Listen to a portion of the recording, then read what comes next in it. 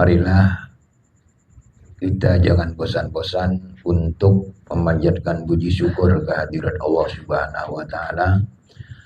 Alhamdulillah para bapak dan saudara, Allah masih berkenan menambah usia kita malam hari ini, dan mudah-mudahan dengan tambahan usia ini kita bisa memanfaatkan untuk mencari ridhonya dan dimanfaatkan untuk menumpuk-numpuk bekal buat kehidupan kita nanti di kampung halaman kita yang asli, yaitu kampung akhirat.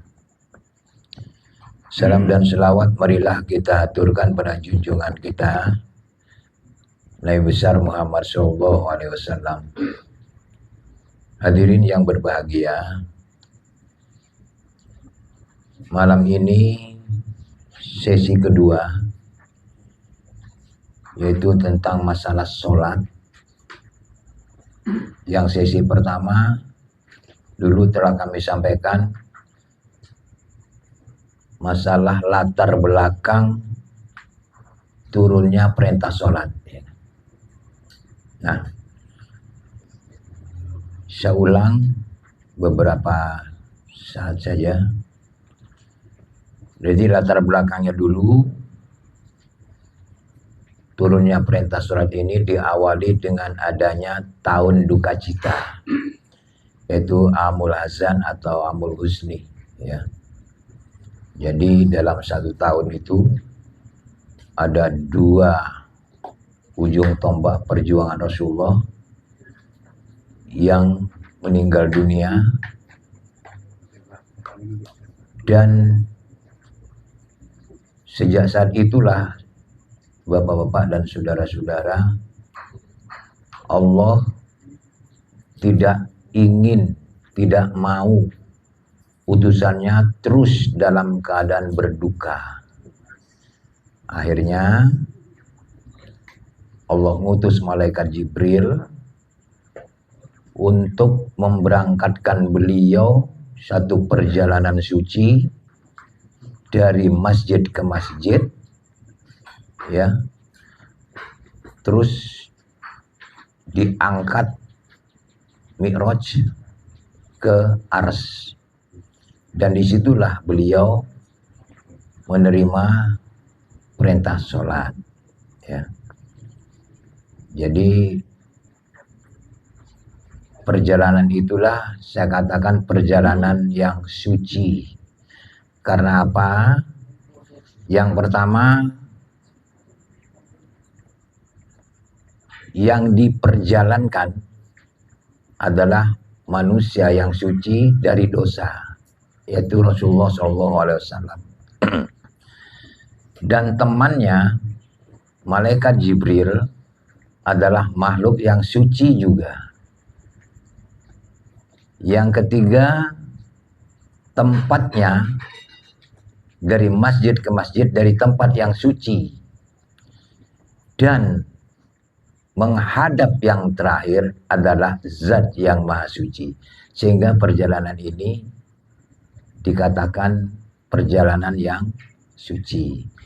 Namun demikian bapak-bapak, tidak semua perjalanan yang dilakukan oleh seseorang di malam hari disebut Isra, ya.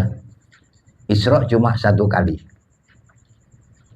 Jadi tidak semua perjalanan di malam hari disebut Isra. Jadi nanti bapak-bapak ditanya mau berangkat ke pengajian malam hari ini, mau kemana?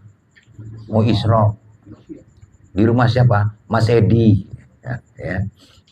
Enggak semua perjalanan itu disebut Isra. Ya. Jadi ini khusus perjalanan suci. Dan dilakukan di malam hari. Jadi pas gak ada orang, Pak. Ya. Jadi kenapa dilakukan di malam hari? Inilah malam yang sunyi dan suasananya sangat syahdu, dan disitulah turun perintah sholat. Jadi luar biasa ini, Pak. Jadi memanggilnya itu bukan memanggil di siang hari, tapi di malam hari enak-enaknya manusia tidur. Jadi pengertiannya, kalau ada seorang perangkat, ya, seorang perangkat dipanggil oleh penguasa kota, wali kota di malam hari, berarti ini panggilan yang maha penting. Sama dengan Rasulullah. Nah, perintahnya adalah sholat. Dan sholat ini pertama ditawarkan oleh Allah Subhanahu wa Ta'ala 50 waktu, 1 hari 1 malam. Luar biasa, ya. Sehingga begitu Rasulullah turun ke langit berikutnya, dikatakan oleh para nabi yang lain, terlalu berat tidak akan sanggup, ya. Akhirnya sampai jadi 5 waktu. Dan nanti silakan Bapak cari 5 waktu itu, Bapak-bapak dan sudah ada di dalam Al-Qur'anul Karim. Saya tidak akan menjelaskan itu. Nanti dicari sendiri aja, ya. Nah, sekarang masalah sholatnya. Saya bagikan tulisan saya mohon maaf, tulisannya tidak bagus, ya, karena bukan pondokan. Jadi ya itu tulisannya sudah. Jadi ingat-ingat masih zaman dulu PGA, ya.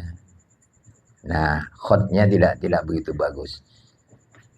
Yang kedua, ini fotokopian mungkin agak burem, nanti saya baca aja sebagian, ya. Pertama yang ingin saya sampaikan adalah